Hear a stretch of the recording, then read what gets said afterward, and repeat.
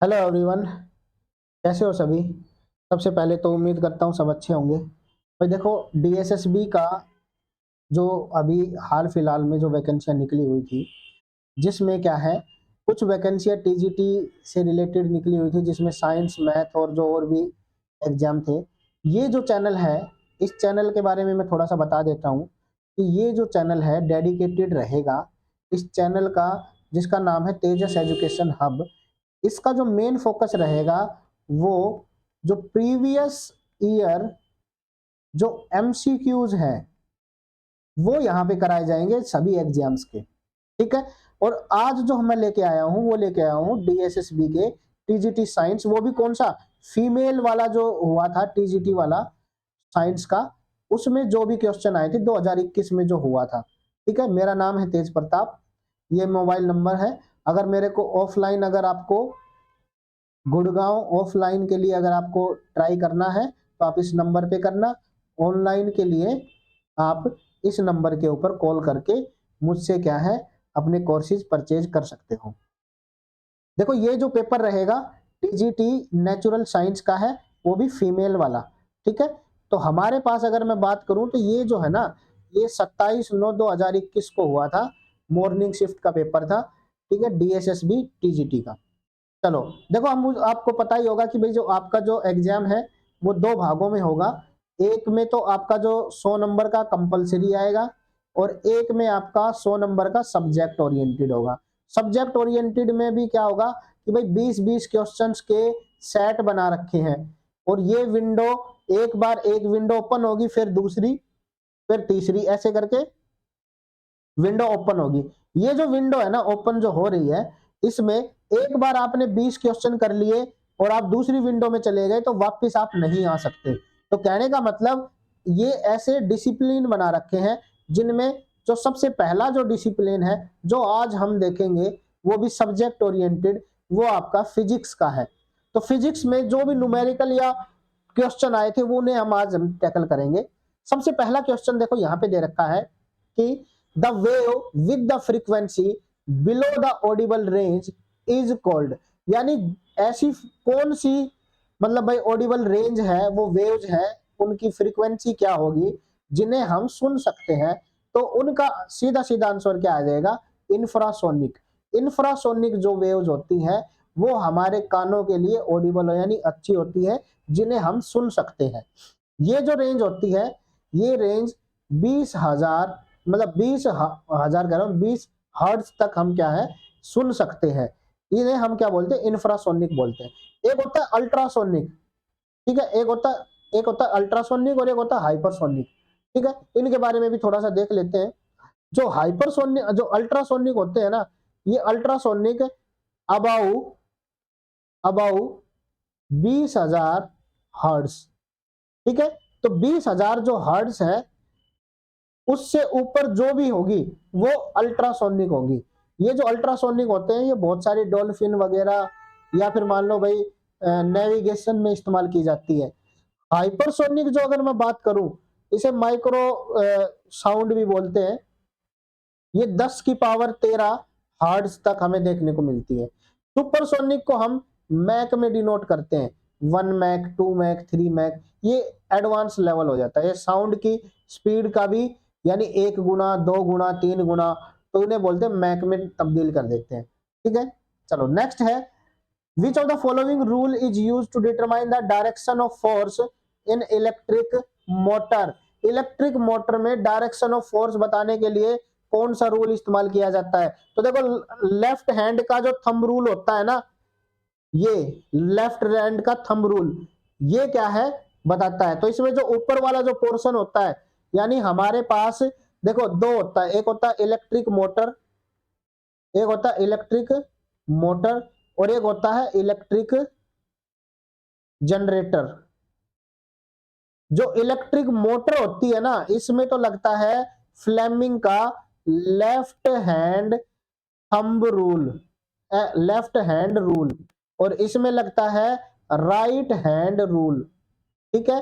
जो ये left hand thumb rule होता है, इसमें जो हमारे पास जो ये सभी जो तीन जो डायमेंशन है वो कनेक्टेड होते हैं 90 डिग्री के ऊपर। जिसमें जो ये थंब होता है ये किसको दर्शाता है, फोर्स को दिखाता है। जो ये मिडिल फिंगर होती है ये वाली जो सबसे नीचे वाली, ये हमें दर्शाती है करंट को। ये मेरे को जो और उनके बीच में जो जो फिंगर होगी इन्हें हम क्या बोलेंगे, ये हमें दर्शाएगी मैग्नेटिक फील्ड को। ठीक है, मैग्नेटिक फील्ड को।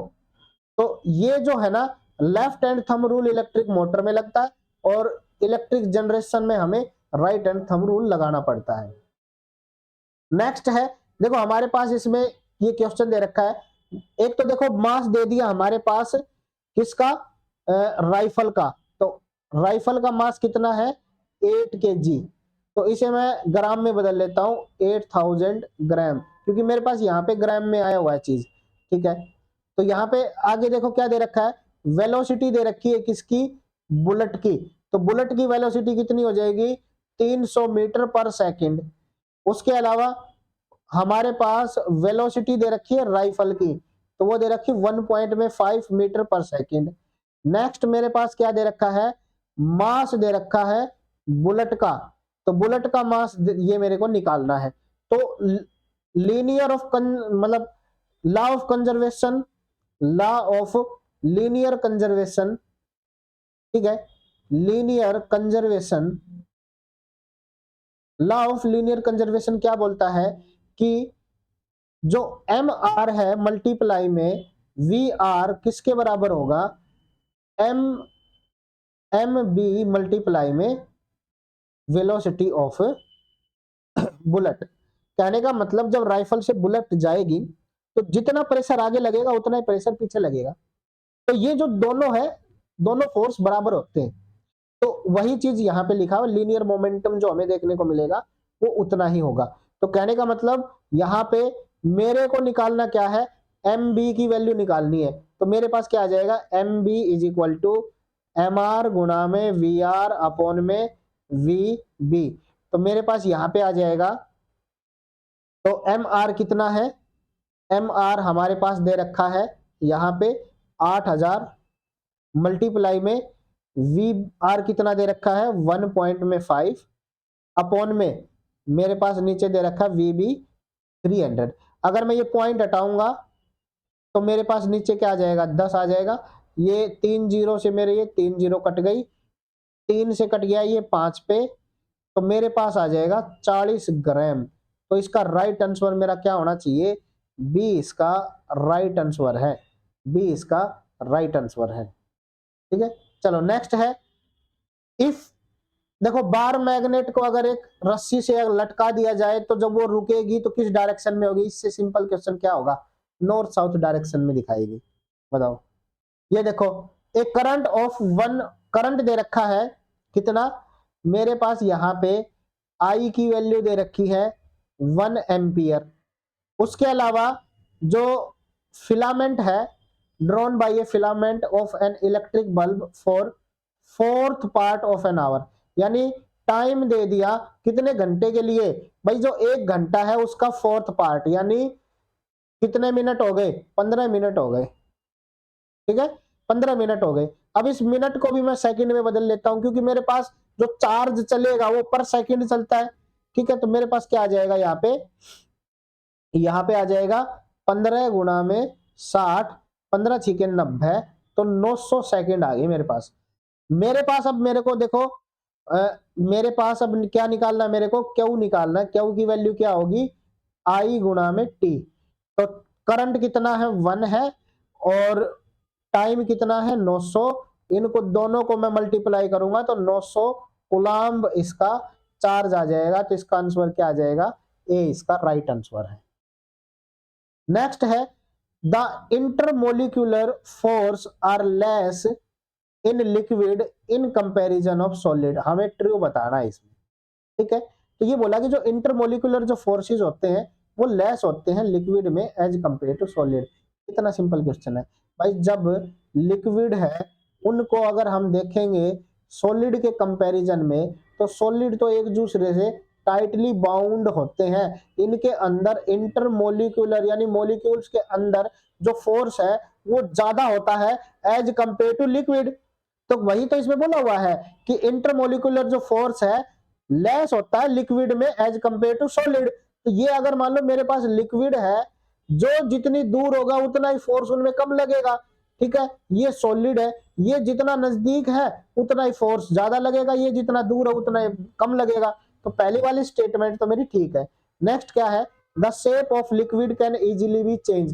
भाई सीधी सी बात है, जो लिक्विड है, तो लिक्विड के बारे में हमसे बताया हुआ है,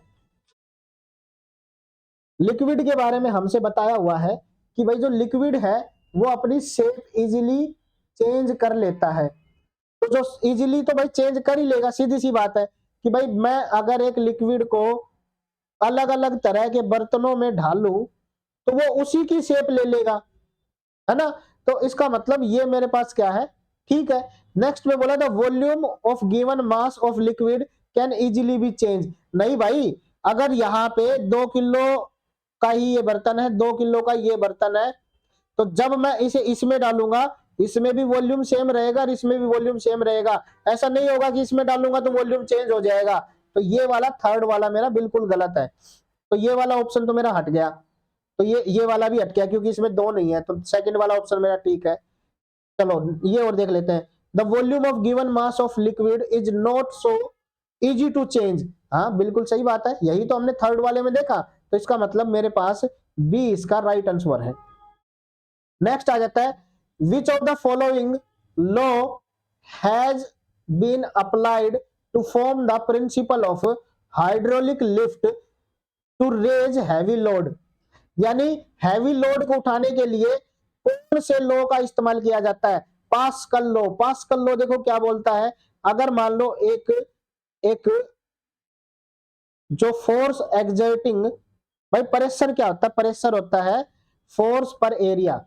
भाई यहाँ पे एक हाइड्रोलिक क्या है, कुछ इसमें ऐसा मटेरियल या लिक्विड डाला हुआ है इसमें, और यहाँ पे एक कोई पत्थर रख दिया मैंने, ठीक है। यहाँ पे जब मैं F1 फोर्स लगा रहा हूं तो पर एरिया में जितना फोर्स लग रहा है ना इस एरिया में, वो फोर्स जब यहाँ पे जाएगा तो उतना ही फोर्स यहाँ पे जनरेट होगा। तो कहने का मतलब यहाँ पे मान लो F2 फोर्स हो रहा है, तो F2 फोर्स मेरा किसके बराबर होगा कि जो F1 अपॉन में A1 मल्टीप्लाई में जो यहाँ पे कितने एरिया के ऊपर प्रेशर, मतलब भाई कितने एरिया के ऊपर फोर्स लगा हुआ है, तो वो एरिया A2। तो इसमें क्या होगा, जब मैं इसको दबाऊंगा तो ये जो पत्थर है ऊपर उठेगा, इसे ही तो बोलते हैं हाइड्रोलिक प्रेस या हाइड्रोलिक लिफ्ट बोलते हैं, इसी को बोलते हैं हाइड्रोलिक लिफ्ट। जब ये हाइड्रोलिक लिफ्ट है ऊपर उठेगी तो इसमें क्या होगा, ये हमारे पास पास्कल का लॉ लगाता है, लॉ लगता है जिसमें क्या बोलता है कि जितना प्रेशर यहाँ पे लगेगा उतना ही फोर्स यहाँ पे देखने को मिलेगा, ठीक है। नेक्स्ट है, अच्छा तो इसका आंसर हमने दे दिया था। चलो नेक्स्ट बोला कि भाई कौन सी स्टेटमेंट हमारी इनकरेक्ट है, तो हमसे बोला मेजर पोर्शन जो है ना एसी का flow through the upper portion of wire. भाई ये स्टेटमेंट मेरी बिल्कुल ठीक है, ठीक है। तो कहने का मतलब ये है कि भाई ये स्टेटमेंट मेरी ठीक है। डी ऑप्शन में क्या कहता है कि जो डीसी जो वोल्टेज है ना वो एसी से ज्यादा स्ट्रोंगर होती है because of flow of current does not change. भाई सीधी सी बात है, डीसी करंट में एक लाइन में करंट चलता है, लेकिन अल्टरनेट करंट में एक बार वो पॉजिटिव और एक बार नेगेटिव की तरफ चलता है। तो यहाँ पे क्या होता है कि चांसेस बचने के ज्यादा होते हैं, लेकिन जो डीसी करंट होता है ये ज्यादा डेंजरस होता है, इसने एक बार पकड़ लिया तो पकड़ लिया, ठीक है। तो ये वाली स्टेटमेंट भी मेरी ठीक है। इसमें क्या बोले, device like electric motor that work on DC are stronger than those of that use AC. भाई ये सीधे सीधे गलत है। भाई आपको सीधा सा एक एग्जांपल है, बैटरी से चलने वाली जो चीजें होंगी ना, जो मान लो बैटरी से चलेंगी वो ज्यादा पावरफुल नहीं होंगी एज कंपेयर टू जो एसी से चलेंगी। जैसे सेल से बहुत सारी मोटर चलती है, लेकिन जो इलेक्ट्रिक से जो चलेगी ना वो अपना प्रेशर क्या है, मतलब भाई उसके अंदर जो है ना जो स्ट्रोंगनेस वो ज्यादा देखने को मिलेगी। तो कहने का मतलब ये स्टेटमेंट मेरा गलत है, इनकरेक्ट है, तो मेरे को सी ही इसका राइट आंसर होना चाहिए। अच्छा ये क्या कह रहा है, डी में देखते हैं, AC is transmitted from the electricity generation centre to house is industries through a high voltage transfer at very high voltage. सीधी सी बात है भाई, आपके पास एक ये इलेक्ट्रिसिटी जनरेशन सेंटर है, यहां से इलेक्ट्रिसिटी जब दी जाएगी तो दूर दराज एरिया तक भेजी जाती है, और वो क्या है, खंभों की सहायता से भेजी जाएगी, पोल्स की सहायता से। जब ये पोल्स की सहायता से जाएगी तो बीच में इलेक्ट्रिसिटी भी क्या होती है, वो कुछ ना कुछ इलेक्ट्रिसिटी कम हो जाती है, उसका लॉस हो जाता है हीट की वजह से, ठीक है, जिसे हम रेजिस्टेंस बोल देते हैं, वो रोकने में रोकता है इलेक्ट्रिसिटी को। अब क्या होगा, यहाँ पे जब ये इलेक्ट्रिसिटी दी जा रही है तो ये हाई वोल्टेज इलेक्ट्रिसिटी दी जाती है, ठीक है, और इसमें जो ट्रांसफॉर्मर इस्तेमाल किए जाते हैं वो स्टेप अप ट्रांसफॉर्मर होते हैं, लेकिन जो आपके घर के पास जो ट्रांसफॉर्मर होंगे ना, वो स्टेप डाउन ट्रांसफॉर्मर होते हैं।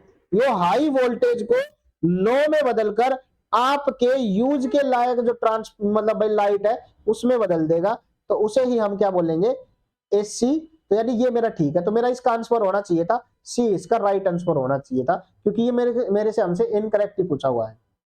नेक्स्ट क्वेश्चन देखो, हमारे पास वेवलेंथ दे रखी है, तो भाई लो भाई, वेवलेंथ हो गई हमारे पास 0.50 सेंटीमीटर। अच्छा, यहाँ पे वेलोसिटी दे दी, यानी v दे दिया हमारे पास 250 मीटर पर सेकेंड। अब देखो यहाँ पे सेंटीमीटर में, यहाँ पे मीटर है, तो इसे मैं क्या कर लेता हूँ, 0.50 को मैं 10⁻⁻2 मीटर में बदल लिया।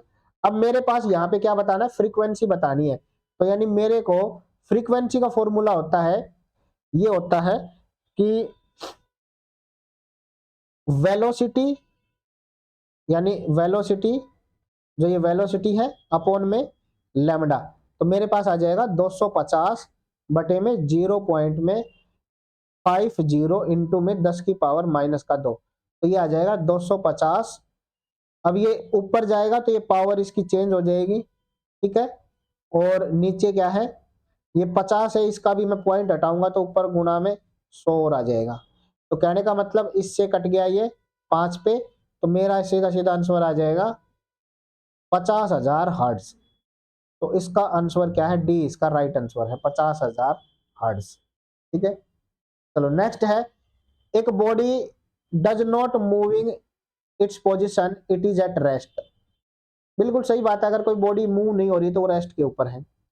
There is no meaning of rest और मोशन विदाउट द वीवर, ये भी स्टेटमेंट हमारी ठीक है, तो इसके हमारे पास दोनों ठीक होने चाहिए।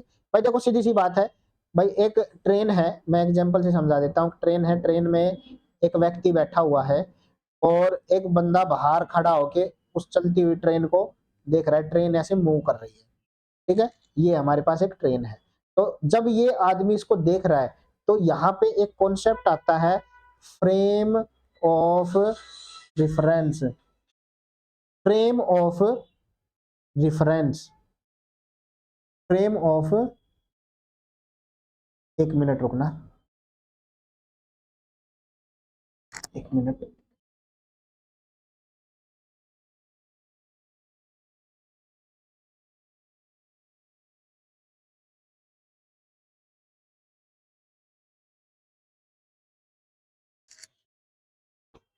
चलो देखो इसमें क्या कह रहा है, फ्रेम ऑफ रेफरेंस मैटर करता है। तो फ्रेम ऑफ रेफरेंस क्या बोलता है, अगर मैं इस आदमी के रेफरेंस में देखूंगा तो ये ट्रेन चलती हुई दिखेगी और ये आदमी भी चलता हुआ दिखाई देगा, ठीक है।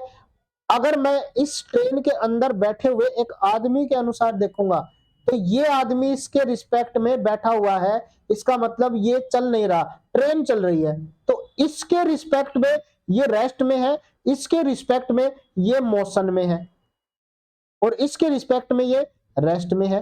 तो कहने का मतलब ये देखने वाले के ऊपर डिपेंड करता है कि भाई वो रेस्ट में है या मोशन में है।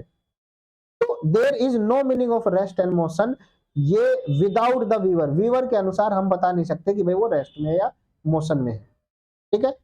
चलो नेक्स्ट है, an optical fibre is very thin fibre made up of, glass की और प्लास्टिक की बनी होती है, कॉपर की नहीं होती।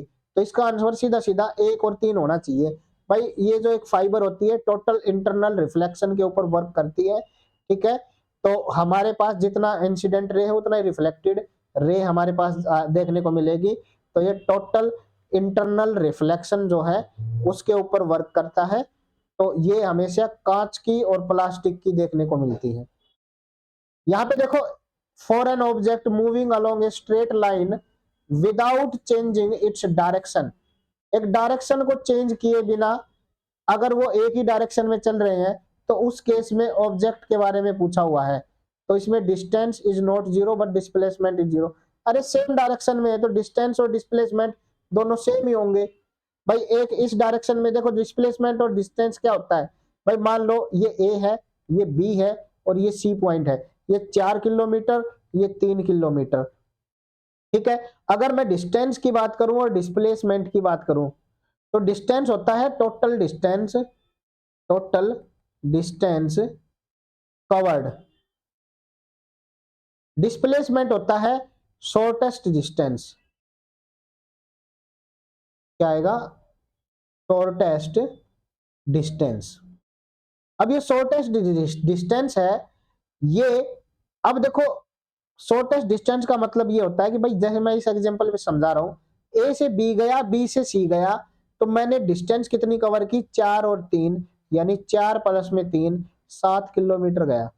लेकिन जब मैं डिस्प्लेसमेंट की बात करता हूं तो उसका जो डिस्प्लेसमेंट है वो ए से सी तक देखना है, तो ए से सी तक शॉर्टेस्ट दूरी मेरी ये होगी। तो कहने का मतलब मुझे ये लाइन निकालनी पड़ेगी और ये किसके बराबर होता है, रूट में 4 का स्क्वायर प्लस में 3 का स्क्वायर, तो ये कितना आ जाएगा, 5 के बराबर आ जाएगा। तो कहने का मतलब मेरे पास यहाँ पे 5 किलोमीटर है। लेकिन यहाँ पे ये तब है जब वो डायरेक्शन चेंज होती है। अब इन्होंने क्वेश्चन में ये बोला हुआ है कि भाई वो सेम डायरेक्शन में जा रहे हैं और बिना डायरेक्शन चेंज किए, तो ये चाहे कितनी भी दूरी कवर करे तो इनकी जो डिस्टेंस और डिस्प्लेसमेंट दोनों बराबर होंगी। ठीक है, तो सी इसका राइट आंसर है। देखो स्पीड का कितना सिंपल क्वेश्चन है, speed is equal to distance upon में टाइम। डिस्टेंस को मैं लेंथ में नापता हूं, टाइम को मैं टी में, एल टी माइनस 1 इसका डायमेंशन होगा। ठीक है, क्योंकि हम आपको पता होगा कि मैं डायमेंशन को एम एल टी के फॉर्म में डिनोट करता हूं। ठीक है, तो एम तो इसमें मास तो है ही नहीं, लेंथ है और टाइम है कितना, -1। चलो नेक्स्ट है बैरोमीटर। तो बैरोमीटर की जो है किसने खोज की थी, टोर्सिएली ने की थी। इन्होंने भाई 1644 ईस्वी में, ये इटली के रहने वाले थे, इन्होंने सबसे पहले बैरोमीटर की क्या है, बैरोमीटर को इन्वेंट किया था। बैरोमीटर का काम क्या होता है, जो एयर प्रेशर है उसको मेजर करना, जो एयर प्रेशर है उसको मेजर करना। ठीक है, तो ये क्या है, बैरोमीटर क्या है, एयर प्रेशर को मेजर करता है। कितना सिंपल क्वेश्चन था ये। तो हमें एक बात पता चल गई, इंस्ट्रूमेंट है, इंस्ट्रूमेंट किसने डिस्कवर किए, ठीक है, किसने डिस्कवर किए या फिर कब डिस्कवर किए, ठीक है, और उनका यूज क्या है, ये सारी चीजें आपको पढ़नी पड़ेंगी। चलो नेक्स्ट क्वेश्चन देखो क्या कह रहा है कि भाई how much time will take a 4 kilowatt immersion rod to raise the temperature of 1 litre of water from 30 degree Celsius to 60 degree Celsius. ठीक है, और इसमें हमारे पास स्पेसिफिक हीट ऑफ वाटर भी दे रखा है। तो सबसे पहले तो देखो एक एक करके चीजें लिख लेते हैं। हमारे पास देखो यहाँ पे पावर दे रखी है कितना, 4 किलोवाट दे रखा है। तो किलोवाट को मैं क्या लिख सकता हूँ, 4 गुणा में 10 की पावर 3 वोट, ये पावर आ गया। मेरे को टाइम निकालना है, ऊपर से मेरे को क्या दे रखा है, मेरे पास वॉल्यूम यानी मास दे रखा है एक प्रकार से 1 लीटर। ठीक है, और डेल्टा टी दे दिया, चेंज इन टेम्परेचर कितना, 60 माइनस में 30 यानी 30 डिग्री सेल्सियस, और सी की वैल्यू स्पेसिफिक हीट टेम्परेचर दे दिया कितना, 1.4 पॉइंट में 18 into 10 rays power 3 joule kilo पर किलोग्राम और पर डिग्री सेल्सियस। अब हमें क्या निकालना है, टाइम निकालना है। तो देखो सबसे पहले तो जो एनर्जी है वो किसके बराबर होती है, पावर इनटू में टाइम के, और एनर्जी जो है वो किसके बराबर और होती है, वो जो मास है मल्टीप्लाई में जितना चेंज जो टेम्परेचर है गुणा में जो स्पेसिफिक हीट टेम्परेचर है, इनके मल्टीप्लाई में। इन दोनों को अगर मैं बराबर रखूंगा तो मेरे पास क्या आ जाएगा, जो P गुणा में T is equal to M गुणा में डेल्टा T मल्टीप्लाई में C। तो मेरे पास यहाँ पे T निकालना है मेरे को, T is equal to M गुणा में डेल्टा T मल्टीप्लाई में C अपॉन में P। तो अब मैं ये वैल्यू यहाँ पे रखूंगा तो मेरे पास देखो क्या आ जाएगा, यहाँ पे अगर मैं M की बात करूं तो M कितना है मेरे पास, M है 1 लीटर गुणा में डेल्टा T कितना है 30 गुणा में मेरे पास C कितना दे रखा है 4.18 इंटू में 10 रेज टू पावर 3 और इस पूरे के बटे में मेरे पास पावर कितनी है, पावर दे रखा है 4 गुणा में 10 की पावर 3। अब देखो 10 की पावर 3 से 10 की पावर 3 गया, अब 2 से ये कट गया 15 पे, 2 से ये चला जाएगा 2.09 पे। इनका जब मैं मल्टीप्लाई करूंगा 15 गुणा में 2.09 तो ये आ जाएगा 15 निम में 135, तो 13 कैरी आ गया, जीरो पे जाएगा तो जीरो ही हो जाएगा, तो 13 का 3 आ जाएगा, एक कैरी हो गया, 15 दूनी 30 और एक 31 और यहाँ पे डॉट, तो इतना सेकंड। तो कहने का मतलब 31 पॉइंट में 3-5 सेकंड इसमें लगे हैं। तो इसका आंसर डी इसका राइट आंसर है। अच्छा, कर्वेचर ऑफ लेंस दे रखा है आई का, कौन एल्टर करता है, तो सिलियरी जो मसल्स होती हैं वो इनको मतलब भाई एल्टर करने में हेल्प करती है। ठीक है, तो ये सीधा सीधा फैक्चुअल क्वेश्चन था। नेक्स्ट देखो, हमसे दिया दे रखा है जो reflection in case of light रे reflected by the smooth surface. ठीक है, तो कहने का मतलब एक स्मूथ सरफेस है, उसके ऊपर जब एक लाइट पड़ेगी और वो रिफ्लेक्टेड होगी तो उसके बारे में क्वेश्चन पूछा हुआ है। द एंगल ऑफ इंसिडेंट, भाई हमारे पास जब लाइट ये पड़ती है तो ये नॉर्मल है, तो यहाँ पे जो एंगल बनेगा वो इस एंगल के बराबर होगा। ये इंसिडेंट रे है, ये रिफ्लेक्टेड रे है और ये नॉर्मल है और ये एक स्मूथ प्लेन है, ये एक ही प्लेन में आ जाएगा। तो हमारे पास देखो एंगल है ना जो इंसिडेंट का इक्वल होगा एंगल ऑफ रिफ्लेक्शन, पहली स्टेटमेंट बिल्कुल ठीक। दूसरा, the incident ray and reflected ray are not in coplanar, भाई देखो सेम प्लेन में है ना, ये बीसी साइड है, ये बीसी साइड है, तो कहने का मतलब यहां पे मेरा ये सेकंड वाला गलत है। थर्ड वाला क्या बोलता है, the incident ray the reflected ray and normal are in the coplanar, ये तीसरा ठीक है। तो 1 और 3 इसका राइट आंसर होना चाहिए, यानी दूसरा इसका ना, पहला ऑप्शन इसका राइट आंसर है। ये देखो डायरेक्ट क्वेश्चन आ रखा है सन रेडिएशन से, ये फैक्चुअल डिटेल है। ठीक है, फैक्चुअल डिटेल है, ये मेरे को भी नहीं पता था, मैंने खुद गूगल करके पता किया है ये। तो ये आ जाएगा 3.92 गुना में 10 की पावर 26, इतना जूल एनर्जी एवरी सेकंड क्या है रेडिएट करता है। ठीक है, तो ये फैक्चुअल डिटेल थी, जिसको पता होती वो कर देता। नेक्स्ट में देखो हमारे पास एंगल, क्रिटिकल एंगल दिया हुआ है, क्रिटिकल एंगल, तो साइन क्रिटिकल एंगल किसके बराबर होता है, μ2 अपॉन में μ1 के बराबर होता है। अब यहाँ पे देखो μ2 की वैल्यू दे रखी है मेरे 1 और μ1 की वैल्यू है μ के बराबर। अगर मैं यहाँ पे रखूंगा साइन थीटा सी तो ये आ जाएगा 1 अपॉन में μ। ठीक है, अब यहाँ पे अगर मैं थीटा सी की वैल्यू निकाल दूं, क्रिटिकल एंगल जो मेरे को दे रखा है वो, तो वो मेरा कितना आ जाएगा, वो आ जाएगा इनवर्स ऑफ साइन 1 अपॉन में म्यू, यानी मेरा सी इसका राइट आंसर है।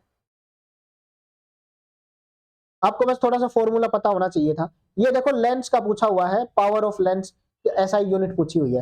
भाई पावर क्या होता है, 1 अपॉन में फोकल लेंथ, तो फोकल लेंथ ये क्या है, एक प्रकार की लेंथ ही तो होती है। पावर को मैं डायप्टर से डिनोट करता हूं डी से, तो यानी 1 डायप्टर किसके बराबर होता है, 1 अपॉन में 1 मीटर के बराबर होता है, क्योंकि मैं लेंथ को मीटर में ही नापूंगा। तो मेरे पास यहाँ पे जो जो पावर जो ऐसा यूनिट है वो कितनी होगी, 1 मीटर -1, यानी मीटर की पावर -1, इसका राइट आंसर है डी, इसका राइट आंसर आ जाएगा। तो ये हमारे पास क्या थे, कुछ 20 क्वेश्चन थे जो फिजिक्स से रिलेटेड, और यहाँ पे क्या लिखा हुआ, हमेशा याद रखना कि बेहतरीन दिनों के लिए बुरे दिनों से, इधर पढ़ना लिखा हुआ है, इधर आना चाहिए था लड़ना पड़ता है, लड़ना पड़ता है। तो बुरे दिनों से लड़ना पड़ता है। आपको भी मेहनत करनी है। ये टीजीटी का एक अच्छा सुनहरा ऑफर है, आप इसे निकाल सकते हो। तो मिलते हैं आपको नेक्स्ट वीडियो में। अगले 20 क्वेश्चन और करेंगे, जो 20 के बाद के जितने भी क्वेश्चंस हैं, जिसमें केमिस्ट्री, बायो, कुछ एनवायरनमेंट के जो भी सेक्शन से आपके आ रखे हैं। ठीक है, चलो मिलते हैं आपको फिर नेक्स्ट क्लास में। तब तक के लिए बाय बाय, शब्बा खैर। ठीक है, और अपने ऐसे ही तैयारी करते रहो।